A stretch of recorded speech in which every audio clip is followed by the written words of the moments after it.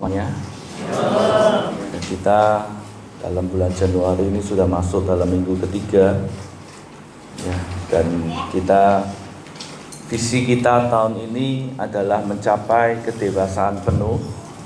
Dalam bulan ini kita banyak berbicara tentang dewasa dalam memilih ya, dewasa dalam memilih. Saya rindu setiap kita ini sudah waktunya untuk kita ini memilih untuk menjadi dewasa. Ya, karena dewasa itu bukan ditentukan dari berapa umurnya. Tapi dewasa itu adalah sebuah pilihan sikap kita di dalam menjalani hidup. Seringkali kita ini tidak ingin memilih untuk dewasa karena takut dengan konsekuensi yang harus dihadapi.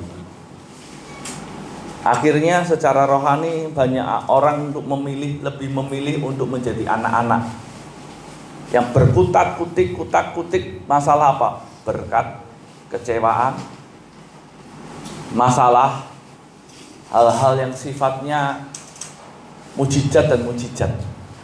Tapi ketika diajak supaya dewasa dalam karakter, mereka memilih untuk berkata tidak. Nah, saya rindu di tempat ini, jadilah dewasa. Nah, orang yang dewasa itu orang yang memiliki inisiatif. Orang yang tahu apa yang terbaik buat hidupnya. Orang yang dewasa adalah orang yang memikirkan masa depan. Secara khusus ketika engkau dewasa secara rohani, kau sudah mulai memikirkan nanti ketika aku selesai di dunia ini, aku mau kemana. Anda dan saya tidak boleh tidak memikirkan itu. Kenapa? Karena suatu ketika kita semua akan mengalami yang namanya kematian untuk memperoleh kekekalan. Lah Anda mau kemana? Itu Anda mesti pikirkan. Orang yang dewasa secara rohani, dia tidak memikirkan hanya hidupnya di dunia ini saja, tapi dia akan memikirkan apa yang harus aku lakukan supaya hidupku bisa suatu ketika bersama-sama dengan Yesus. Ini yang kita harus dipikirkan. Bukan lagi memikirkan hanya bagaimana hidup saya diberkati, bagaimana saya bisa mengalami mujizat. Saya percaya kalau kita ini mau hidup kita ini dewasa, mujizat berkat itu adalah bonus. Amin. Nah, kita hari ini akan bicara tentang dewasa dalam memilih bagian yang ketiga. Kenapa memilih itu perlu kedewasaan? Karena memilih itu perlu tanggung jawab, komitmen, perlu konsisten. Ketika kau memilih sesuatu, kau tidak bisa seperti anak-anak yang hari ini kau memilih A, ketika kau nggak suka, ketika kau nggak sesuai dengan hatimu, nggak sesuai dengan keinginanmu, kau berkata aku nggak mau ini lagi, aku mau pilih yang ini. Itu anak-anak. Kenapa dia bisa begini? Karena dia tidak memikirkan apa yang akan terjadi di depan. Yang penting hari ini aku senang. Kalau besok aku nggak senang, aku pilih yang lain. Itu anak-anak. Makanya anak-anak itu nggak punya tanggung jawab. Tanggung jawabnya minim sekali. Punya tapi minim sekali. Kenapa? Karena masih anak-anak. Makanya perlu diarahkan terus. Tapi ketika orang sudah dewasa, ketika dia mau memilih sesuatu, dia tidak akan memikirkan hanya untuk hari ini, tapi untuk yang akan datang. Bagaimana ya nanti ketika pilihanku A, apa toh nanti yang terjadi di depan? Nah, itulah yang namanya orang dewasa. Saya pikir dan saya berharap Bapak Ibu Saudara ketika memilih Yesus, jangan Anda memilih karena ingin mujizat. Oke, kalau awal oke lah. Tapi ketika sudah berjalan dalam perjalanan imanmu, jangan Anda memilih Yesus hanya karena memikirkan berkat, memikirkan mujizat. Tapi coba Anda belajar untuk dewasa, untuk memikirkan yang akan datang. Itu yang namanya kekekalan. Ini yang harus ada di dalam benak Anda dan saya. Kalau itu nggak ada, maka Tuhan katakan gini, betapa malangnya kamu. Kalau kamu harapanmu cuma hanya di dunia ini. Paulus katakan malang. Nah, saya rindu kita ini, jemaat di tempat ini bisa menjadi dewasa dalam memilih. Karena pilihan-pilihan dalam hidupmu itu menentukan masa depanmu. Ya. Nah, ketika kita bicara dewasa dalam memilih, kita mesti serius dalam menjalani. Saya kasih gambar di sini, gambar sebuah pernikahan. Anda tahu, orang yang menikah pastinya orang yang dewasa. Orang yang mau menikah itu pastinya orang yang sudah memiliki tanggung jawab, bisa bertanggung jawab minimal atas dirinya. Dan orang yang menikah pasti serius dalam menjalani. Gak mungkin orang menikah mikirnya gini, oh ini calon istriku cantik ya, aku mau nikahi. Ketika sudah punya anak jadi jelek, wah aku gak salah pilih itu, salah pilih. Itu namanya orang yang tidak dewasa. Anak-anak kan begitu. Oh kok gak sesuai, sudahlah. Makanya sedikit-sedikit minta cerai, sedikit-sedikit kecewa, sedikit-sedikit lari dari rumah.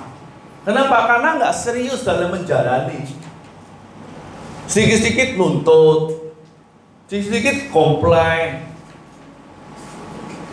Kenapa? Karena nggak serius dalam menjalani. Dia nggak punya yang namanya kedewasaan. Bahkan ketika memilih tidak dewasa. Nah, saya gambarkan seperti sebuah pernikahan. Sebuah pernikahan Anda nggak bisa begini. Oh aku nggak sesuai, nggak serak dengan hatiku. Aku berkata gini, ini bukan jodoh dari Tuhan. Itu orang bodoh. Banyak anak Tuhan ketika ikut Yesus itu bodoh. Kenapa bodoh? Bodoh secara rohani. Kenapa? Karena menukar imannya dengan sesuatu yang sementara. Karena berpikir yang ini lebih enak. Hati-hati ya. Sekali lagi, pilihan dalam hidupmu menentukan masa depanmu. Kau mesti serius menjalani pilihanmu. Pilihanmu cuma dua, dunia atau Yesus. Kalau engkau memilih untuk Yesus, kau mesti berani untuk tidak hidup di dalam aturannya dunia. Yang dimana itu semua seringkali menentang akan kebenaran firman. Dunia berkata, oh cerai nggak apa-apa, ikut Yesus itu nggak perlu yang sungguh-sungguh. Ya agak dosa-dosa kecil tak apalah. Dunia berpikir begitu. Toh kita kan masih manusia. Itu dunia. Kalau Anda berpikir untuk, oh aku memilih jalannya Yesus, aku memilih Yesus, Anda mesti ikut dalam aturannya Yesus sesuai dengan firman Tuhan. Apa yang Tuhan katakan jangan, ya jangan. Jangan berzinah, ya jangan. Jangan mengingini, ya jangan. Hormatilah orang tuamu, hormati. Jadi kalau Anda ingin memilih Yesus, buang segala alasan yang membuat engkau berpihak kepada dunia. Kau mesti berani. Karena firman Tuhan ngomong persahabatan dengan dunia itu adalah permusuhan dengan Allah. Jadi Anda mesti serius dalam menjalani. Anda tidak bisa mendua hati. Pilihanmu mesti salah satu. Seringkali orang berpikir, ya tidak apa-apa lah, ya dunia, ya Yesus lah, tidak bisa. Karena kalau bicara dalam pernikahan itu bicara pengabdian. Hari ini ada bapak ibu yang kira-kira diduakan. Bapak-bapak mau istrinya mendoakan Anda, atau ibu-ibu mau suamimu mendoakan Anda? Ya, yang ini jadi istri boleh lah dalam susah. Kalau dalam senang, aku punya yang lain gitu kah? No. Orang yang serius dia akan berkata, aku mau pilih dia, ya pilih dia satu-satunya dalam kehidupanku. Mau suka, mau duka, mau sehat, mau sakit, mau dalam kondisi senang atau susah, aku tetap bersama dengan dia di dalam komitmenku sampai mau memisahkan kita berdua. Itu yang benar. Orang yang serius menjalankan pilihannya. Nah, tujuannya apa? Supaya dapat mencapai goal yang Allah inginkan. Jadi kita ini mesti serius supaya dapat mencapai apa yang Allah inginkan dalam hidupmu. Lah, apa yang Allah inginkan dalam hidupmu? Coba kita baca dalam Efesus 2 ayat 6. Dikatakan ini, dan di dalam Kristus Yesus Ia telah membangkitkan kita juga dan memberikan tempat bersama-sama dengan Dia di sorga, supaya pada masa yang akan datang Ia menunjukkan kepada kita kekayaan kasih karunia-Nya yang melimpah-limpah sesuai dengan kebaikannya terhadap kita dalam Kristus Yesus. Jadi Tuhan itu punya goal buat kita. Apa? Memberikan tempat bersama-sama dengan Dia di sorga. Itu yang namanya kemuliaan. Makanya Anda dan saya, kalau Anda mau memilih Yesus dalam hidupmu, Anda mesti punya yang namanya goal yang sama dengan goalnya Yesus. Apa? Kemuliaan kekal. Sehingga Anda bisa serius menjalaninya. Anda dan saya nggak takut penderitaan lagi. Bukan menderita karena nggak punya apa-apa. Menderita nih loh dalam kondisi batinmu nih loh, jiwamu yang ketika teraniaya, ketika jiwamu tergores. Apakah Anda masih mau tetap oke, Tuhan, aku mau tetap menjalani? Karena aku tahu suatu ketika aku akan bersama-sama dengan Engkau di dalam kemuliaan. Seperti sebuah pernikahan tadi loh, coba. Nah ini loh. Kan nggak mungkin toh orang menikah tuh, oh duka aku nggak mau lagi ya. Istri-istri kan nggak mungkin kalau suaminya lagi ngrintis kerjaan, lagi duka kan nggak mungkin, kamu lagi duka aku nggak mau lah. Kan enggak. Anda mesti harus terus dampingi. Karena Anda tahu goalnya apa? Keharmonisan, kesuksesan. Nah, kita di dalam Tuhan juga sama. Coba. Nah, di sini goal kita kemuliaan. Anda mesti sepakat dengan Yesus. Kalau Anda nggak sepakat dengan Yesus, goalmu berkah, goalmu mujizat, gagal. Maka berapa banyak orang yang akhirnya meninggalkan Yesus, meninggalkan imannya karena berkah, karena menginginkan mujizat. Hari ini kita mesti belajar untuk menyamakan persepsi kita dengan Yesus, menyamakan pikiran kita dengan Yesus, menyamakan perasaan kita dengan Yesus, menyamakan kehendak kita dengan Yesus, menyamakan goal kita dengan Yesus. Tujuan aku percaya Yesus bukan untuk berkat dunia, tapi untuk tujuan kekekalan.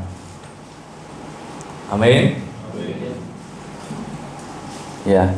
Lah, oleh sebab itu, yang pertama, teguhlah di dalam pengharapan akan kemuliaan.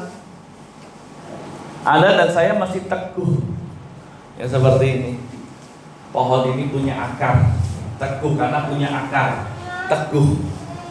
Jadi kita mesti teguh di dalam pengharapan akan kemuliaan. Firman Tuhan katakan gini, pengharapan itu adalah sau yang kuat dan aman bagi jiwa kita yang telah dilabuhkan sampai ke belakang tabir. Artinya tanpa pengharapan, kau nggak akan teguh.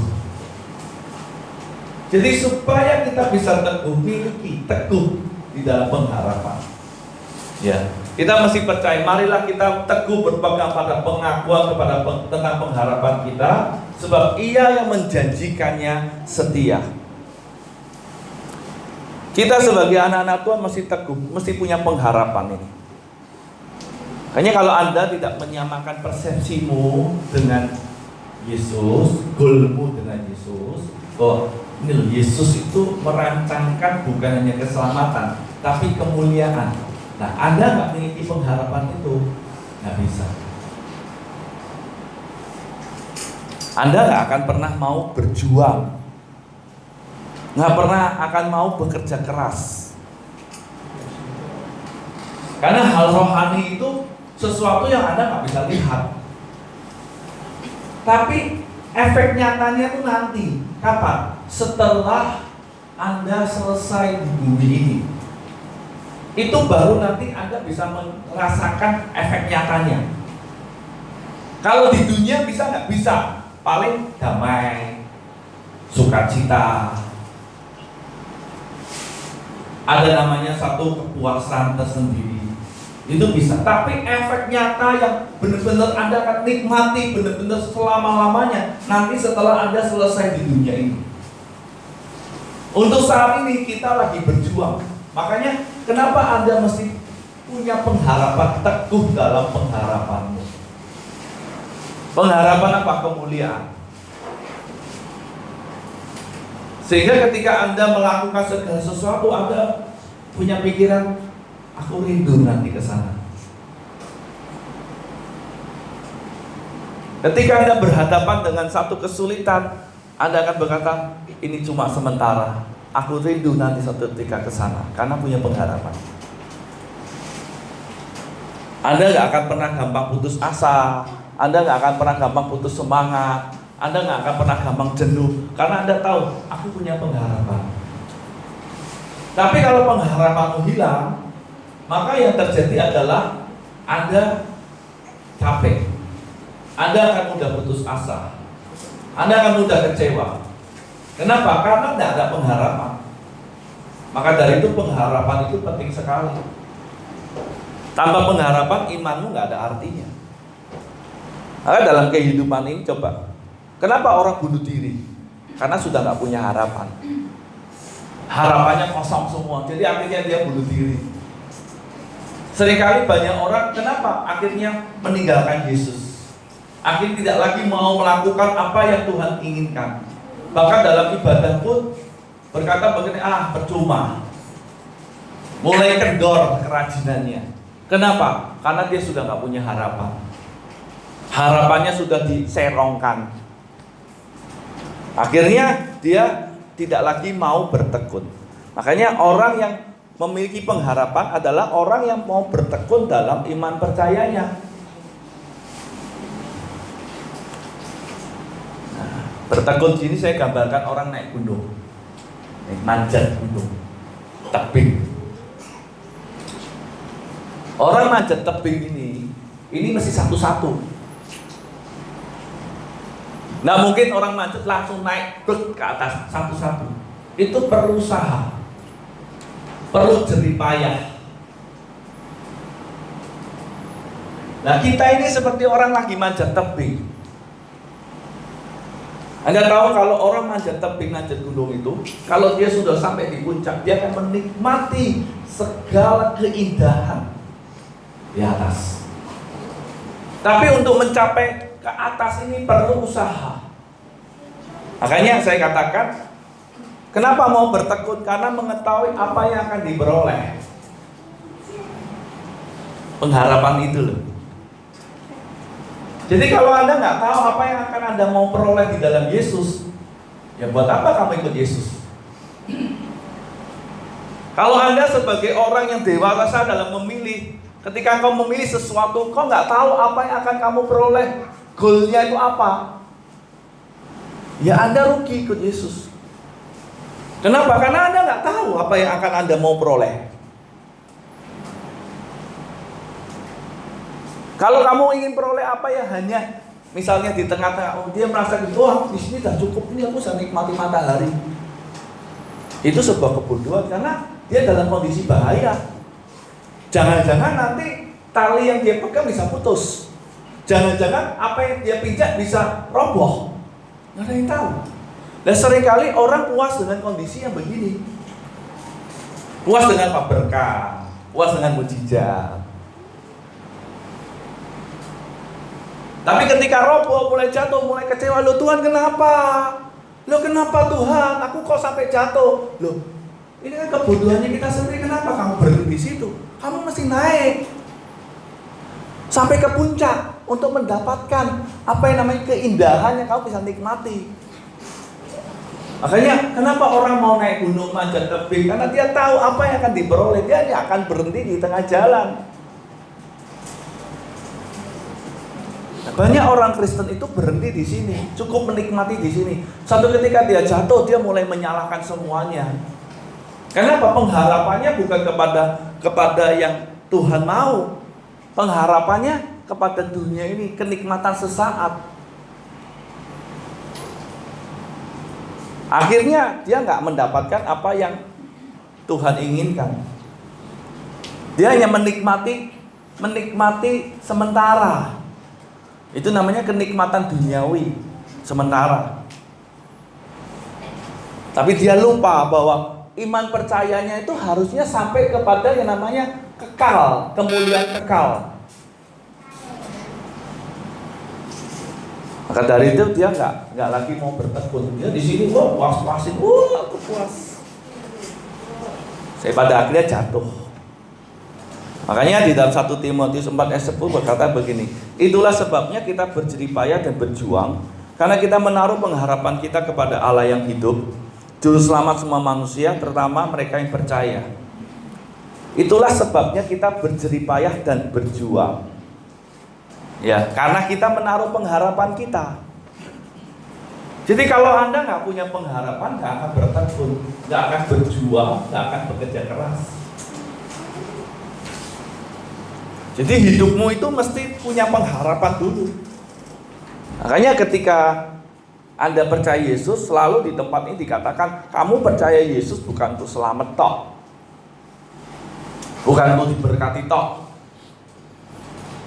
bukan hanya mujizat saja, tapi kamu percaya Yesus itu diselamatkan untuk dibawa kepada yang namanya kemuliaan kekal. Nah itu yang Anda mesti punya gitu. Pengharapan itu mesti Anda miliki. Makanya selalu saya ingatkan terus kekekalan. Kenapa? Karena itu perkara yang penting. Karena saya masih melihat kadang banyak orang demi dunia ini rela meninggalkan imannya. Betapa miris, betapa menyedihkan orang yang seperti itu. Kenapa? Karena dia tanpa sadar dia sedang berada di dalam satu antrian sebuah kematian kekal. Walaupun dia berkata aku percaya Yesus. Saya minggu lalu saya katakan percayamu hari ini berakhirnya nanti malam, besok beda lagi. Hari ini jam 9:15, nanti jam 00.00 itu selesai percayamu. 00.01 baru kamu mulai lagi. Seringkali orang berkata, wah aku udah percaya Yesus, aku pasti masuk surga. Siapa yang ngomong? Kalau hari ini kamu percaya, oke, kamu masuk surga. Tapi kalau besok kamu nggak percaya, jangan harap kamu masuk surga. Makanya percaya kita masih setiap hari. Ya. Nah, orang yang berjeripaya berjuang dalam hal apa? Firman Tuhan ngomong begini, setiap orang yang menaruh pengharapan itu kepadanya menyucikan diri sama seperti dia yang adalah suci. Jadi berjuang apa? Menyucikan diri untuk sama seperti dia yang adalah suci. Berjuang untuk hidup kudus, benar di hadapannya Allahmu Yesus Kristus. Jadi bukan hanya sekedar kamu jadi orang Kristen, Tuhan mau Anda berjuang, bekerja keras untuk hidup kudus. Makanya kenapa Anda disuruh bertekun di dalam firman, baca firman, renungkan firman. Anda nggak mau lakukan, ya itu kerugianmu sendiri. Kenapa? Kamu nggak akan sanggup hidup kudus sesuai dengan apa yang Tuhan mau loh.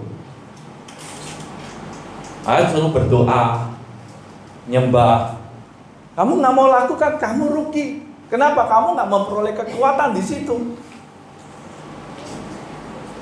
Suruh ibadah. Kenapa Anda disuruh ibadah?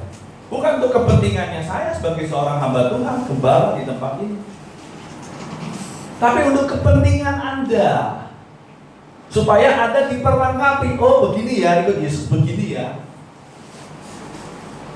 Makanya di tempat ini ada doa syafaat, ada komsel, ada pendalaman Alkitab, ada doa malam Sabtu, ada ibadah yud. Tujuannya itu apa? Memperlengkapi Bapak Ibu Saudara.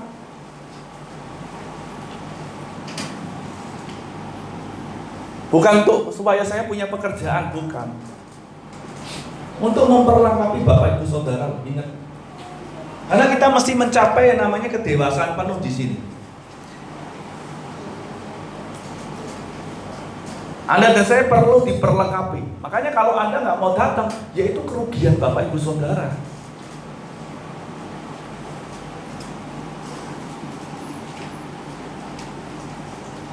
Maka dari itu, ayo bertekun. Firman Tuhan ngomong, janganlah kamu menjauhi pertemuan-pertemuan ibadahmu menjelang hari Tuhan yang mendekat. Di PA ini kita bicara tentang mempergunakan waktu dengan benar. Kemarin kita bicara tentang jangan menyia-nyiakan waktu, karena itu sebuah kebodohan. Hanya Anda kalau nggak benar-benar sadar, maaf ya, nanti kalau Anda menghadap Tuhan, Anda pikir, oh aku masuk surga, Tuhan, aku nggak kenal kamu, nyesel gitu. Nyeselnya itu sudah nggak bisa di apa-apain lagi, dan nggak ada gunanya. Ingat loh baik-baik. Jangan kita nyesel ketika sudah nggak ada gunanya. Nyesellah saat ini. Bertobatlah saat ini. Berjuanglah saat ini. Nanti setelah kamu meninggal, nggak ada artinya. Sudah terlambat. Sudah terlambat, nggak ada artinya. Kamu mau didoakan, mau 1000, 2000, 3000 perkataan doa, seluruh dunia doakan kamu ketika kamu sudah meninggal, gak ada artinya, tidak mengubah keputusan Tuhan. Ingat,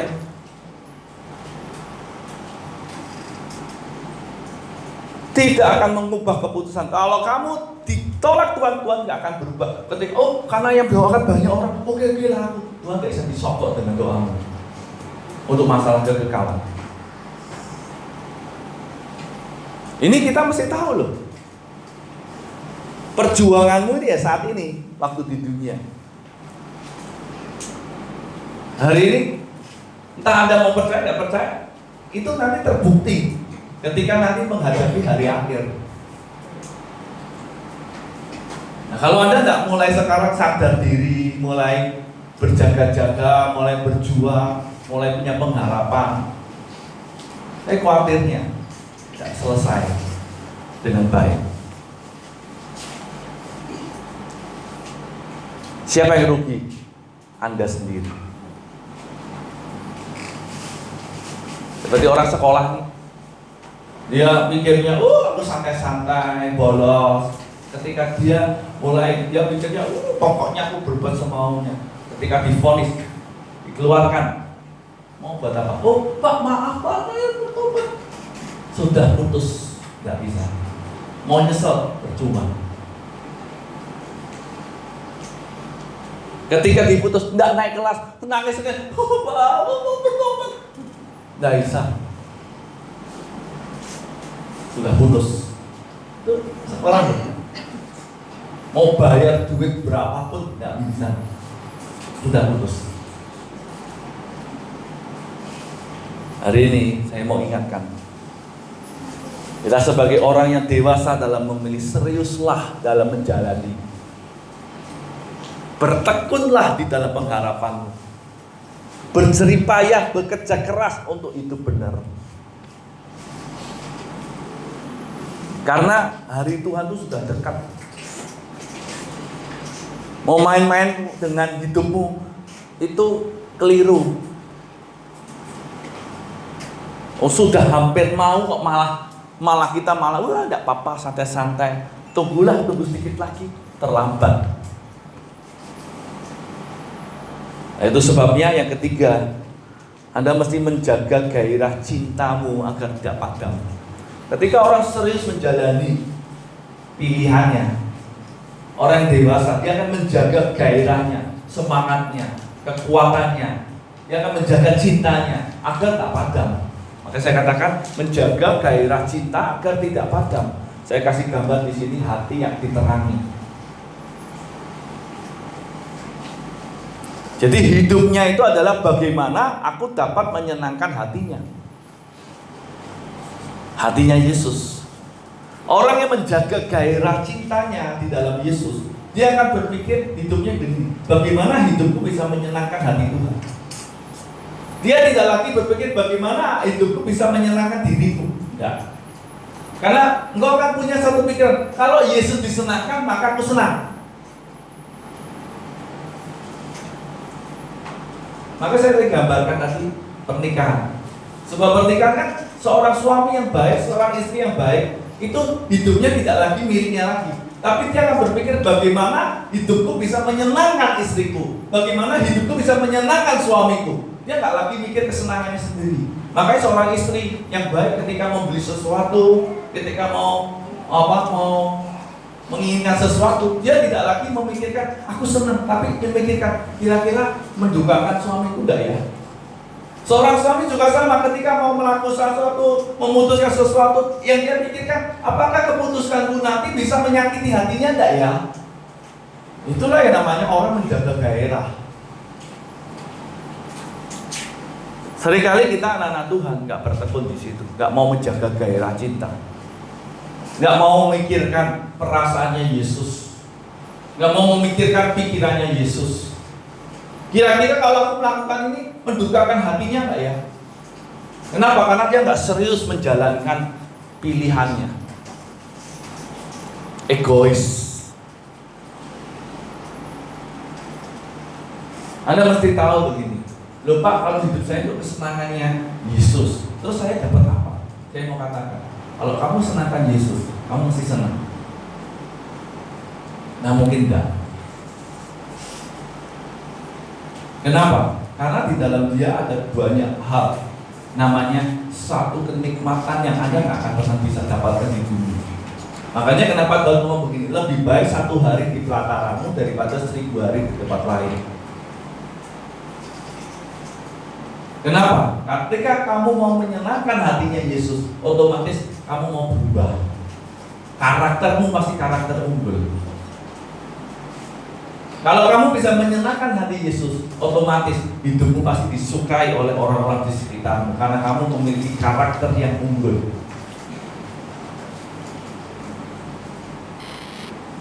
Makanya hidupmu itu mesti mau menyenangkan hati Tuhan. Nah, Paulus ngomong begini dalam Filipi 3 ayat 8. Malahan segala sesuatu ku anggap rugi, karena pengenalan akan Kristus Yesus Tuhanku lebih mulia daripada semuanya. Paulus ngomong begini, segala sesuatu ku anggap rugi, karena pengenalanku akan Kristus, pengenalan akan Kristus Yesus Tuhanku lebih mulia daripada semuanya. Nah, pertanyaannya, bagi Anda, Yesus lebih mulia, pengenalan Yesus lebih mulia, atau dunia lebih mulia? Itu pertanyaan yang ada dan saya mesti renungkan nanti di rumah. Yesus lebih mulia, pengenalan akan Yesus lebih mulia, atau pengenalan akan dunia lebih mulia? Sehingga Paulus ngomong begini, ketika dia berkata begini, pengenalan akan Yesus Tuhanku lebih mulia daripada semuanya, oleh karena dialah aku telah melepaskan semuanya itu dan menganggapnya sampah supaya aku memperoleh Kristus. Jadi kalau kamu menganggap pengenalan Yesus itu lebih mulia, kamu akan rela melepaskan dunia. Kamu gak akan rela terikat dengan dunia, dan kamu menganggap itu semua sampah. Kenikmatan ini tidak seberapa dibandingkan nanti dengan kemuliaan yang Tuhan berikan. Tapi kalau kamu menganggap pengenalan akan dunia ini lebih mulia, kamu akan melepaskan Yesus dan menganggap Yesus itu sampah. Halo,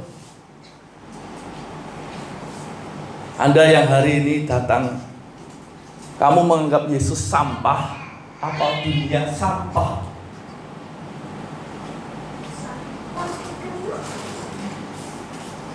Sekali lagi, kamu menganggap dunia sampah atau Yesus sampah?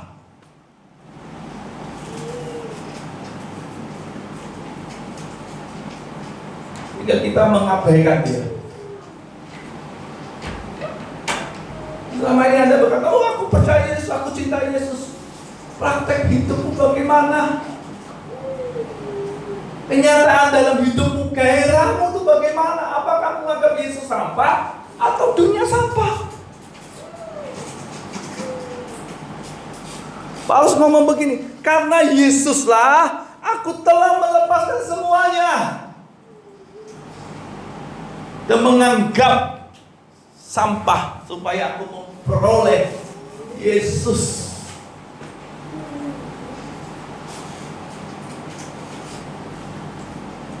Saya kadang-kadang melihat kenyataan di dalam kehidupan orang percaya. Saya tidak melihat Yesus itu berharga. Yang saya lihat Yesus itu sampah. Kenapa? Karena demi dunia orang rela tinggalkan Yesus. No, tidak apa-apa, itu nanti aja. Toh itu bisa kapan-kapan. Ini tidak bisa kapan-kapan.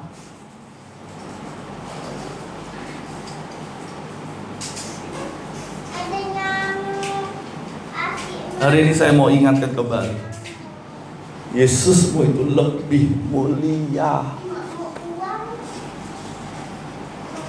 dibandingkan dengan apapun yang di dunia ini. Seperti waktu Anda nikahi dulu suami istrimu itu.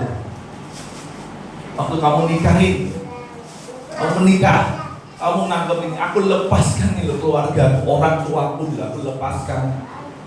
Aku lepaskan dulu masa lajangku, aku anggap itu sampah. Ini berharga supaya aku memperoleh. Anda nggak bisa gini, oh aku nggak mau lepaskan, aku mau ini, aku juga mau ini. Nggak bisa, Pak. Kamu nggak akan pernah bisa menjaga gairah cintamu dengan Yesus ketika kamu masih menginginkan yang lain. Nggak bisa. Kamu harus berani untuk memilih. Harus berani untuk memilih. Memilih dalam arti, apakah aku harus sampai miskin, Pak? Enggak. Memilih dalam arti mau kudus demi Yesus. Ketika sesuatu nggak kudus, Anda berkata aku no, aku nggak mau, ini nggak kudus, aku mau yang ini. Kamu nggak akan mengutamakan berkat mujizat ketika tidak ada berkat, tidak ada mujizat. Aku tetap mau yang ini.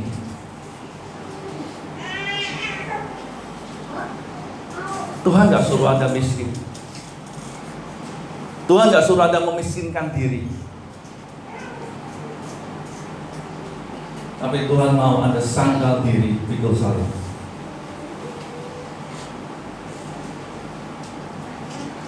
Tuhan nggak suruh Anda memiskinkan diri. Di Alkitab nggak disuruh begitu. Tapi Tuhan ngomong sangkal diri, pikul salib. Artinya segala sesuatu yang mendukakan hatinya Tuhan, oh berkata no, tidak. Karena hidupku adalah bagaimana aku bisa menyenangkan hati Tuhan. Saya yakin kalau kau bisa menyenangkan hati Tuhan, kau bisa menyenangkan orang tua, kau bisa menyenangkan suamimu, kau bisa menyenangkan istrimu, kau bisa menyenangkan anakmu.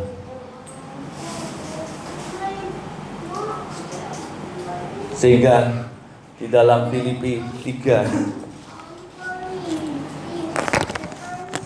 saya nggak tulis di situ.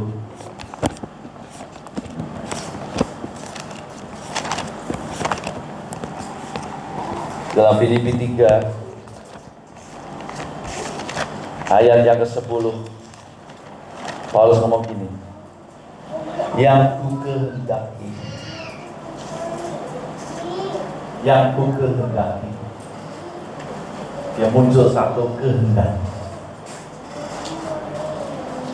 Ketika dia tahu bahwa semua itu sampah dan dia ingin berada di dalam dia, bukan karena kebenaran, tetap berada di dalam dia, tetap tinggal berdasarkan anugerah, sehingga muncul kata yang ku kehendaki. Apa yang dikehendaki Paulus? Berkat? No. Apa yang dikehendaki Yesus? Apa Paulus? Mujizat? No. Dilepaskan dari penderitaan? No. Tidak, semuanya tidak. Yang di dunia ini bukan yang di dunia ini. Tapi yang dikehendaki Paulus ini ialah mengenal Dia. Yang pertama, mengenal Dia.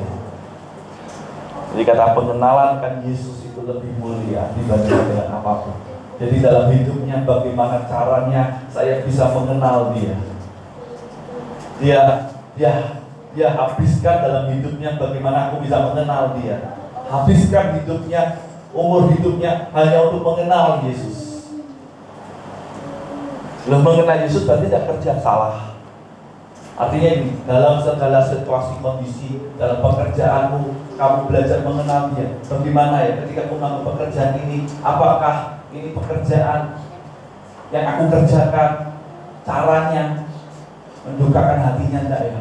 Itu namanya belajar mengenal.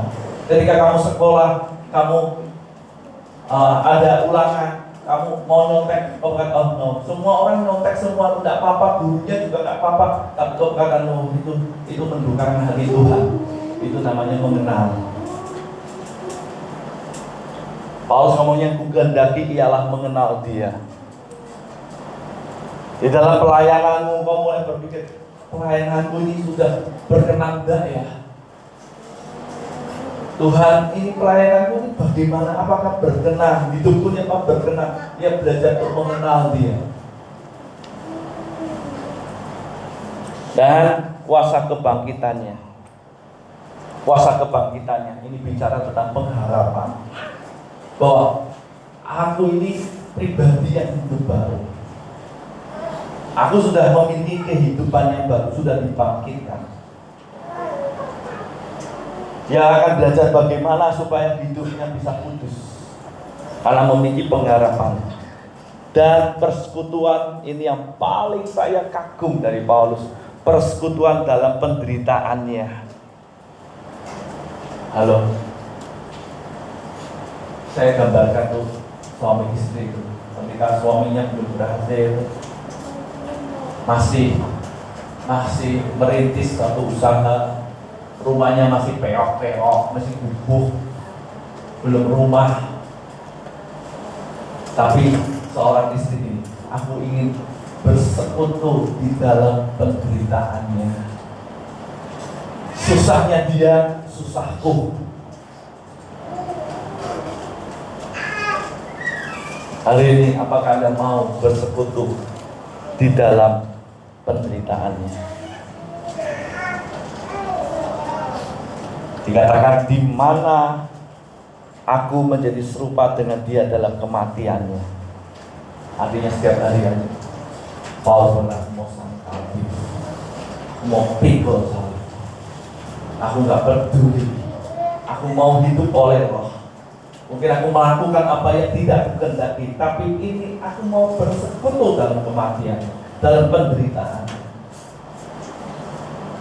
sehingga dia punya harapan supaya aku akhirnya beroleh kebangkitan dari antara orang mati,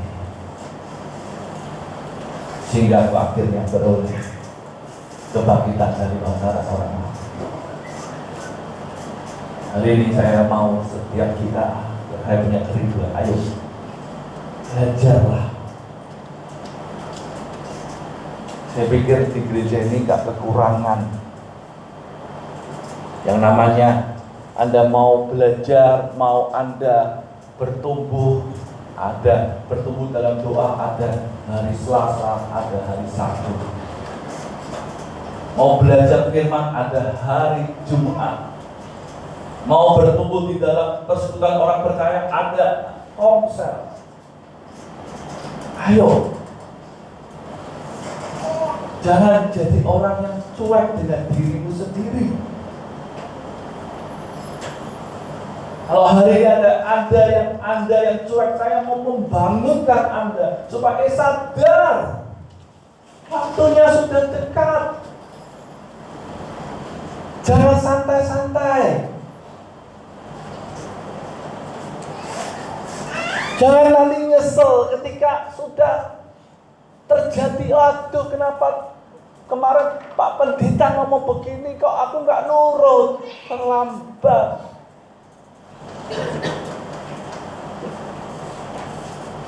Ini loh waktunya, yuk Aku mesti jaga gairah cintaku ini agar gak padam, agar aku ini bisa terus menyenangkan hati Tuhan. Amin. Mari kita tetap kepada Tuhan. Kita mau berdoa.